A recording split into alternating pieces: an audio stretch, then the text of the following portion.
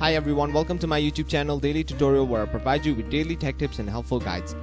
In this tutorial, I'm going to show you how you can enroll for an online banking account in ANZ Bank. First, make sure you have a good internet connection and it's working properly. Then go ahead and open up a web browser. On the search bar, type in anz.com.au.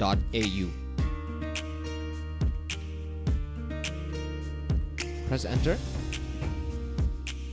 Now once you land on this page, to enroll for an account you have to click on the link that says register right here. Now it will direct you to this page where you have to type in your customer registration number here, your telecode here, and then you have to click on next. Once you click on next, you should be directed to another page where they will further guide you on how you can enroll for an online banking account in ANZ Bank.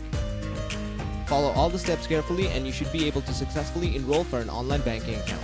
And that is it. Thank you very much for watching this video. Be sure to leave a like, share this video, and subscribe to our channel for more helpful guides just like this.